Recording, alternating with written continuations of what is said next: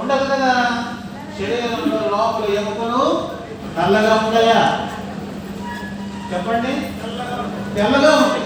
మరి నేను నల్లగా ఉన్నాను అంటే నేను అంటే అక్కడ అధ్యాస భ్రమ ఆ దృష్టి ఎక్కడో కాకపోయింది అంటే చర్మం వరకే. చర్మం నల్లగా ఉంటే నేను నల్లగా, చర్మం తెల్లగా ఉంటే నేను తెల్లగా ఉన్నాను. ఇది చర్మ దృష్టి. అష్టావక్ర మహర్షి రాజకాలంలో మహారాజు యొక్క సభలో తిరిగేటప్పుడు వారిని చూసి అందరూ పట్టుకుని నవ్వారంట. నవ్వితే ఈ అష్టావక్ర మహర్షి కూడా నవ్వారు. ఈ బాలకవస్థలో అందరి నవ్వులు ఆగిపోయి ఈ సంవత్సరం అంతే కదా, పుట్టగాని ఆ బాలకుడు నవ్వకపోతే ఏడవకపోతే అందరూ ఏడుస్తారు, అంతేనా? కాబట్టి అందరూ నవ్వుతూ ఉంటే ఎప్పుడైతే అష్టావకుడు నవ్వడం ప్రారంభించాడో అందరి నవ్వులు ఆగిపోయాయి. అప్పుడు అడుగుతారు రాజుగారు,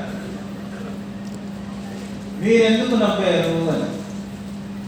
ఏమయ్యా, ఒక్క వంకర ఉంటే నవ్వుతారు కదా, ఎవరైనా వంకర దగ్గరగా నడుస్తూ ఉంటే మీ శరీరానికి ఎన్ని ఉన్నాయి వంకరలు? అష్ట అంటే 8 వంకరలు ఉన్నవి.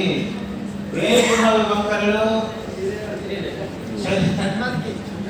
ఈ చూసేవారు దేన్ని చూస్తున్నారు?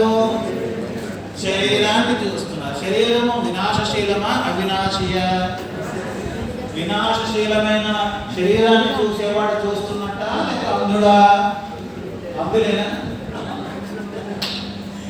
అందరూ శరీరాన్ని చూస్తున్నారు, వినాశశీలమైన శరీరాన్ని చూస్తున్నారు. కాబట్టి వారు చూచువారు కాదు, చూడటం రాలేదు. మేధావులే, విద్వాంసులే, శాస్త్రాలు చదువుతున్నారు, గొప్ప యోగులే, కానీ దేన్ని చూడాలో అది చూడటం లేదు, శరీరాన్ని చూస్తున్నారు.